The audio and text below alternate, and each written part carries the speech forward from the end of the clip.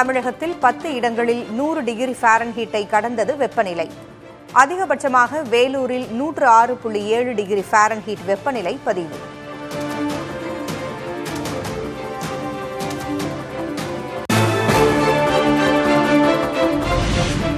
தமிழ்நாட்டில் அதிகபட்ச வெப்பநிலை இயல்பை விட 2 முதல் 3 டிகிரி செல்சியஸ் வரை அதிகரிக்கக்கூடும்.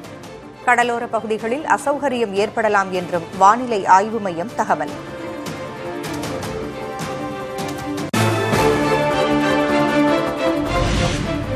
தமிழகத்தில் ஜூன் 1ஆம் தேதி வரை மழை நீடிக்கும் என வானிலை ஆய்வு மையம் கணிப்பு. ஒரு சில இடங்களில் மணிக்கு 40 முதல் 50 கிலோமீட்டர் வேகத்தில் சூறைக்காற்று வீசும் என எச்சரிக்கை.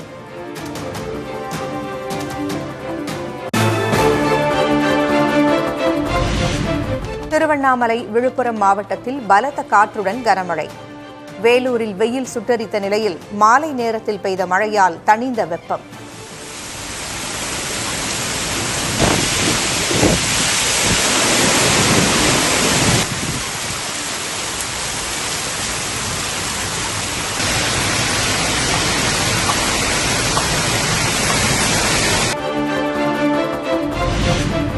கேரளத்தில் தென்மேற்கு பருவமழை தொடங்கவில்லை என இந்திய வானிலை மையம் தகவல். செவ்வாய்க்கிழமை தொடங்கும் என்று எதிர்பார்க்கப்பட்ட நிலையில் ஜூன் 4ற்கு தள்ளிப்போகும் என கணிப்பு.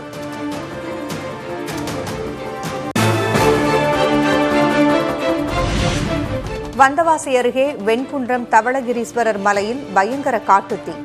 1 கிலோமீட்டர் பரப்பிற்கு பற்றி எரியும் தீயை அணைக்க போராடும் தீயணைப்புத் துறையினர்.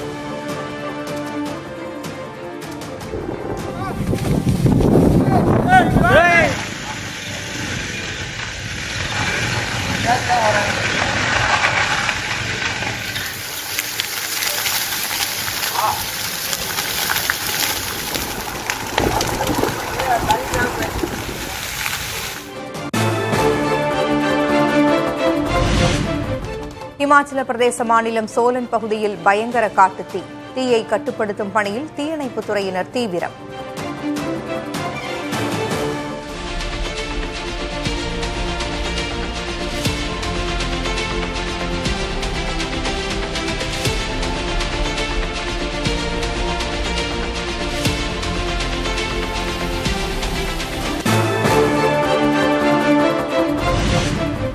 இத்தாலி, பிரான்ஸ், ஜெர்மனி, ஸ்பெயின் உள்ளிட்ட ஐரோப்பிய நாடுகளை வாட்டி வதைக்கும் வெப்பம்.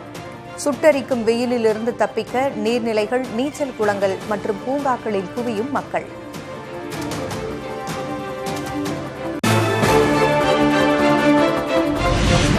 சீனாவில் தொடரும் கனமழையால் பல்வேறு இடங்களில் வெள்ளப்பெருக்கு. பாலம் இடிந்து விழுந்ததில் வெள்ளத்தில் கார் அடித்துச் செல்லப்பட்ட சோகம்.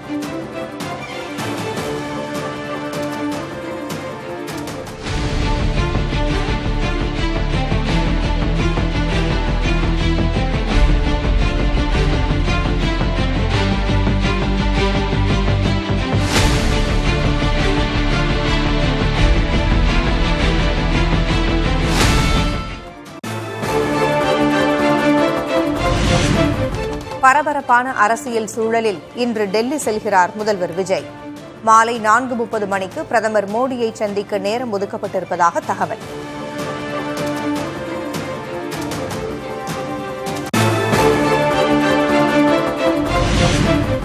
டெல்லி செல்லும் முதல்வர் விஜய் குடியரசுத் தலைவர் மற்றும் மத்திய அமைச்சர்களையும் சந்திக்க உள்ளதாக தகவல்.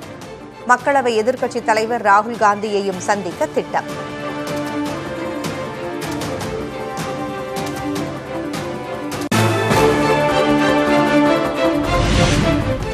மேகதாட்டு அணை விவகாரம் தொடர்பாக பிரதமர் மோடிக்கு முதல்வர் விஜய் கடிதம். தமிழ்நாட்டின் உரிமையை நிலைநாட்டவும் விவசாயிகளின் நலனை காக்கவும் வலியுறுத்தல்.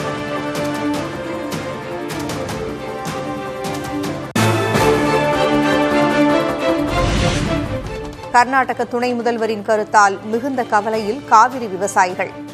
உச்சநீதிமன்ற தீர்ப்பை மீறக்கூடாது என கர்நாடக அரசுக்கு அறிவுறுத்த வேண்டும் என்றும் பிரதமருக்கு முதல்வர் விஜய் கோரிக்கை.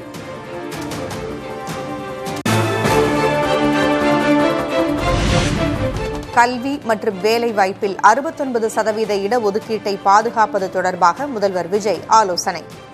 இடஒதுக்கீட்டிற்கு எதிரான வழக்கு உச்சநீதிமன்றத்தில் விசாரணைக்கு வரவுள்ள நிலையில் சட்ட நடவடிக்கைகள் தொடர்பாக ஆய்வு.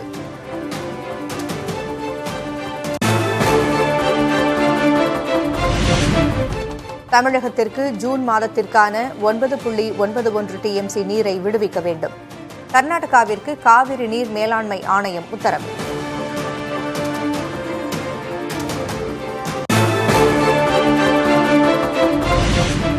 தமிழ்நாட்டில் ஜூன் 4ஆம் தேதியே பள்ளிகள் திறப்பு.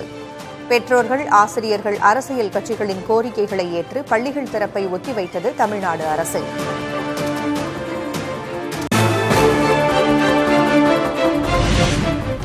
வேலுமணி அணியில் இருந்த அம்பாசமுத்திரம் MLA இசக்கி சுப்பையாவும் ராஜினாமா. சபாநாயகரை சந்தித்து கடிதத்தை வழங்கினார்.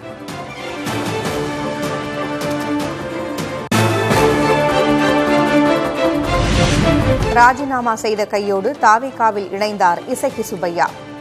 தலைமைச் செயலகத்திலேயே அமைச்சர்கள் ஆனந்த், செங்கோட்டையன் முன்னிலையில் கட்சியில் ஐக்கியம்.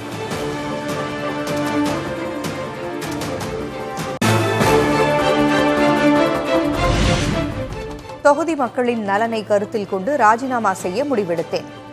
MLAவாக கடந்த 5 ஆண்டுகளில் எதுவும் செய்ய முடியாததால் விலகியதாகவும் இசக்கி சுப்பையா கருத்து.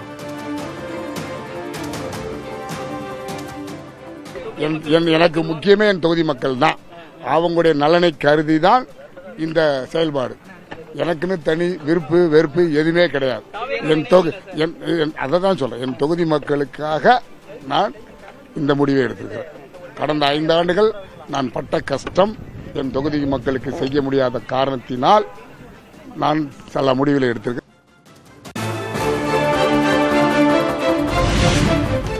அதிமுக MLAக்கள் ராஜினாமா செய்த 4 தொகுதிகள் காலியானதாக அறிவிப்பு. திருச்சி கிழக்கையும் சேர்த்து 5 தொகுதிகளுக்கு விரைவில் இடைத்தேர்தல் அறிவிக்கப்பட வாய்ப்பு.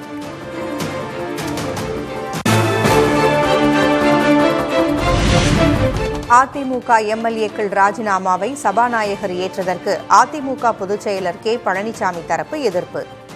அரசு இதழில் வெளியிடப்பட்ட அறிவிப்பை திரும்பப் பெறாவிட்டால் நீதிமன்றத்தை நாடுவோம் என அதிமுக MP இன்பதுரை பேட்டி.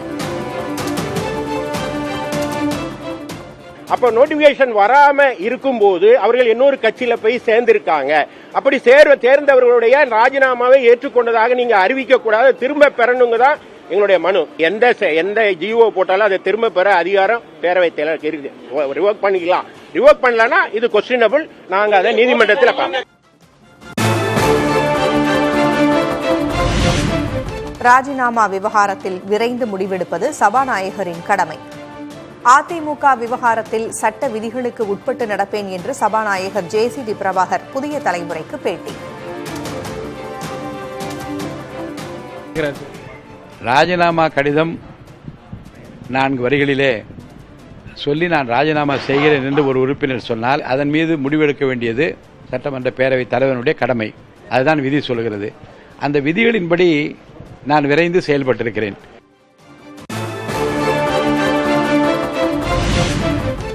SP வேலுமணி தரப்புக்கு தொடர்ந்து பின்னடைவு. ஒசூர் MLA பாலகிருஷ்ண ரெட்டி, முன்னாள் அமைச்சர்கள் தங்கமணி, நத்தம் விஸ்வநாதன் உள்ளிட்டோர் பழனிசாமி அணிக்கு மாறினர்.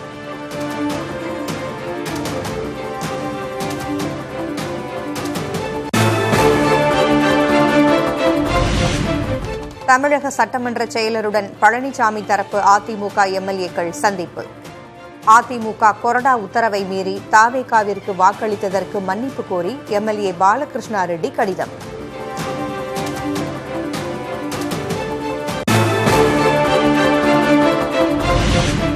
அதிமுக MLAக்களை தங்கள் பக்கம் இழுக்க தாவேகாவினர் குதிரை பேரத்தில் ஈடுபட்டது உண்மைதான். தலைமைச் செயலகத்தில் கீழ்த்தளத்தில் ராஜினாமா, மேல்தளத்தில் கட்சியில் இணைப்பு நடந்ததாக OS மணியன் குற்றச்சாட்டு. கீழ்த்தளத்தில் 3 உறுப்பினர்கள் ராஜினாமா கடிதம் கொடுத்துக் கொண்டிருக்கிறார்கள். அடுத்த 10 நிமிடத்தில் மேல்தளத்தில் மாண்புமிகு அமைச்சர் அவர்களை சந்தித்து பொன்னாடை போற்றப்படுகிறது. இதற்கு பெயர் என்ன? இதற்கு பெயர் தான் குதிரை பேரம்.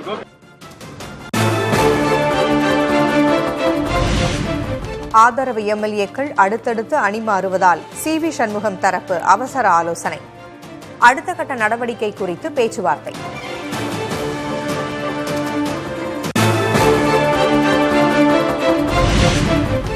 தாவேகாவில் அதிமுக எம்எல்ஏக்கள் இணைந்தது ஆரோக்கியமான அரசியல் அல்ல என்று விசிக தலைவர் திருமாவளவன் விமர்சனம். எந்த சூழலிலும் ஆட்சி கவிழ இடம் கொடுக்க மாட்டோம், நம்பிக்கையோடு இருங்கள் என்று முதல்வர் விஜய்க்கு அறிவுரை. அதிமுகவிலிருந்து பதவியை ராஜினாமா செய்துவிட்டு வரக்கூடியவர்களை இங்கே சேர்க்கும், தாவேகாவில் சேர்க்கும் முயற்சிகள் நடக்கின்றன என்கிற விமர்சனங்கள் வருகின்றன. இது ஆரோக்கியமான ஒரு அரசியலாக விடுதலை சிறுத்தைகள் கட்சி உணரவில்லை. அதிமுக எம்எல்ஏக்கள் ராஜினாமா செய்து தாவேகாவில் இணைந்தது ஆரோக்கியமான அரசியலுக்கு ஏற்புடையதல்ல என்று சிபிஎம் விமர்சனம். எந்த பிரதிபலனையும் எதிர்பாராமல் இயல்பாக நடந்த செயலாக இதை கருத முடியாது என்றும் பே. சண்முகம் கருத்து.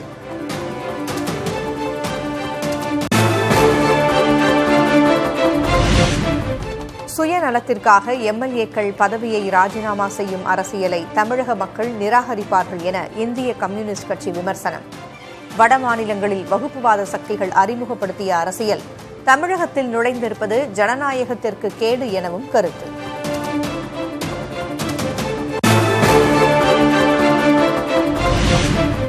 சிறந்த எதிர்க்கட்சியாக செயல்படுவோம் என கூறிய திமுக தலைவர்கள் தற்போது சம்பந்தமில்லாமல் பேசுவதாக சிபிஎம் மாநில செயலர் சண்முகம் விமர்சனம். ஒவ்வொரு விஷயத்திலும் திமுக குற்றம் கண்டுபிடிப்பதாகவும் சாடல். திமுக தரப்பிலிருந்து நடக்கக்கூடிய வெளிப்படுத்தக்கூடிய கருத்துக்களுக்கும் சம்பந்தமே இல்லாமல் இருக்கிறது. ஒவ்வொன்றையும் குறை சொல்லிக் கொண்டே இருக்கிறார்.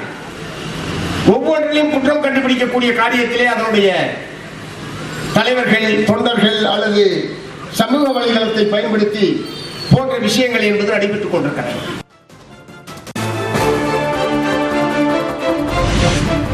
குன்னம் பேருந்து நிலையத்திற்கு அருகே ஆர்ப்பாட்டத்தின் போது மோதிக்கொண்ட திமுக விசிக தொண்டர்கள் ஒருவர் மீது ஒருவர் கற்களை வீசி தாக்கிக் கொண்டதால் பரபரப்பு.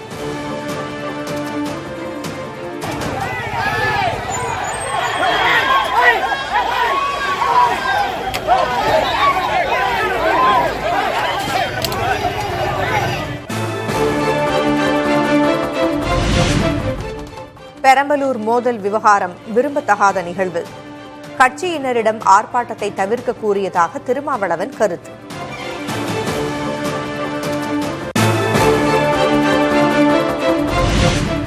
பெரம்பலூரில் திமுகவினரை விசிகவினர் தாக்கியதாக திமுக முன்னாள் அமைச்சர் டிஆர்பி ராஜா குற்றச்சாட்டு. ஜனநாயக களத்தில் மாற்று கருத்துக்களை வெளிப்படுத்துவோர் மீது வன்முறையை ஏவுவது தீர்வாகாது என காட்டம்.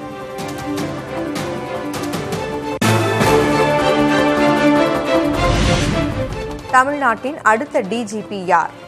ராஜீவ்குமார், சந்தீப் ராய் ரத்தோர், மகேஷ்குமார் அகர்வால் ஆகிய 3 பேர் கொண்ட பட்டியலுக்கு யுபிஎஸ்சி ஒப்புதல்.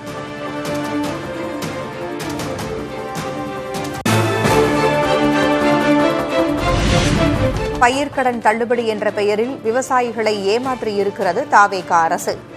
பயிர்க்கடன் தள்ளுபடி என்ற பெயரில் ஸ்கேம் செய்வதாக எதிர்க்கட்சித் தலைவர் உதயநிதி கடும் விமர்சனம்.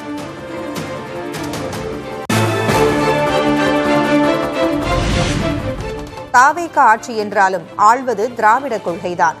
யார் வரக்கூடாது என்பதில் வெற்றி கிடைத்துள்ளது என திராவிடர் கழக தலைவர் வீரமணி புதிய தலைமுறைக்கு பேட்டி. திராவிடர் கழகம் திமுக அதிமுக இல்லாத ஒரு அரசு என்று சொன்னாலும் கொள்கை ரீதியாக அந்த கொள்கைகளை பின்பற்றக்கூடிய ஒரு அரசுக்குத்தான் மக்கள் வாக்களித்திருக்கிறார்கள். கொள்கை உணர்வோடு பார்க்கிற போது வெற்றி என்பது திராவிட கொள்கையில்தான், திராவிட கொள்கைதான் ஆண்டு கொண்டிருக்கிறது.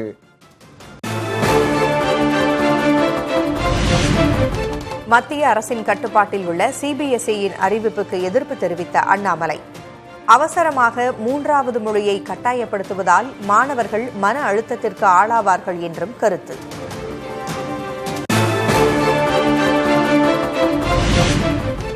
தூத்துக்குடி மாவட்டம் கோவில்பட்டி அருகே சட்டவிரோதமாக பட்டாசு தயாரித்த போது வெடிவிபத்து. 2 உயிரிழப்பு, 1 காயம்.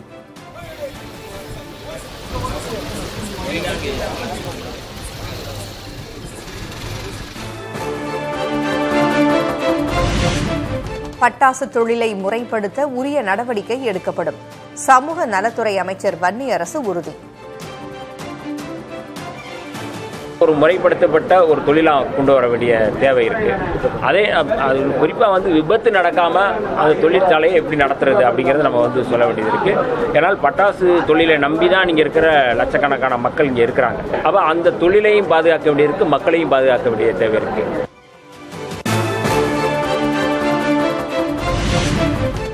டெல்லியில் பிரதமர் மோடியுடன் கேரள முதல்வர் வி.டி. சதீசன் சந்திப்பு. மாநிலத்தின் கடன் உச்சவரம்பில் விலக்கு, மாநிலத்திற்கான நிதி பகிர்வு தொடர்பாக ஆலோசனை.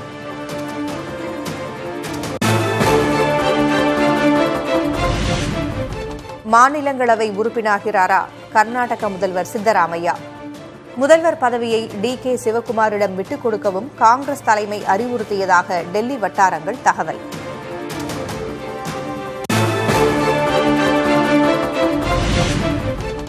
பிஜு ஜனதா தளம் எம்பி தேபாஷிஷ் சமந்தராய் பாஜகவில் ஐக்கியம். நவீன் பட்நாயக்கின் உதவியாளர் வி.கே. பாண்டியனால் ஓரங்கட்டப்பட்டதாக குற்றச்சாட்டு.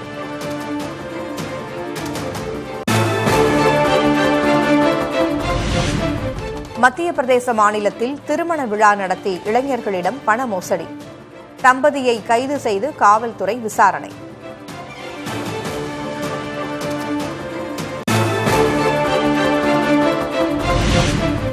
சிறுமிக்கு இணைய வழியில் பாலியல் தொல்லை அளித்த நபர் சமூக வலைதளங்களை ஓராண்டுக்கு பயன்படுத்த தடை. ராஜஸ்தான் உயர்நீதிமன்றம் அதிரடி உத்தரவு.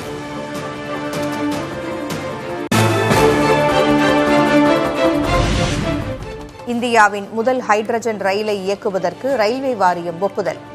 ஹரியானாவில் விரைவில் அறிமுகம்.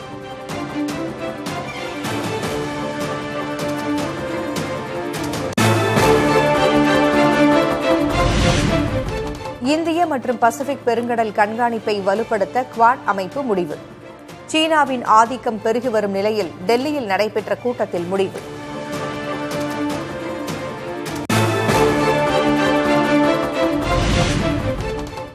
அமைதி மற்றும் நிலைத்தன்மைக்காக பாடுபடுங்கள். மூன்றாவது நாட்டை குறிவைக்காதீர்கள். குவாட் அமைப்பை சாடிய சீனா.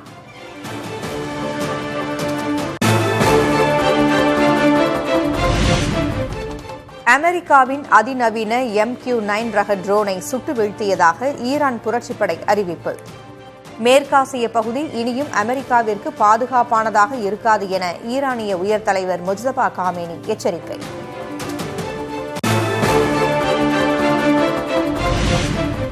முக்கிய கனிமங்கள் விநியோக சங்கிலியை உறுதிப்படுத்த இந்தியா அமெரிக்கா ஒப்பந்தம். சீனா ஏற்றுமதி கட்டுப்பாடுகளை விதித்த நிலையில் உலக அளவில் கவனம் பெறும் முடிவு.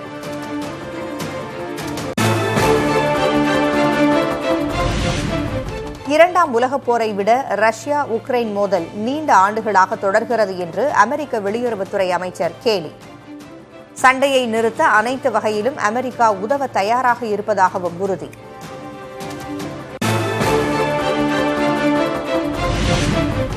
பெல்ஜியத்தில் ரயில்வே கேட்டை கடக்க முயன்ற பள்ளி வாகனத்தின் மீது ரயில் மோதி விபத்து. குழந்தைகள் உட்பட 4 பேர் உயிரிழந்த சோகம்.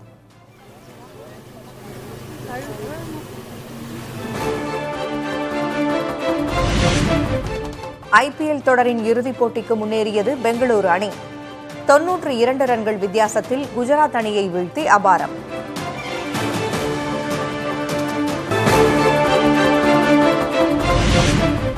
கொல்கத்தாவில் கயிறால் கட்டப்பட்ட 70 அடி உயர மெஸ்ஸியின் சிலை. காற்றில் சிலை அசைந்ததாக கூறப்பட்ட நிலையில் முன்னெச்சரிக்கை நடவடிக்கை.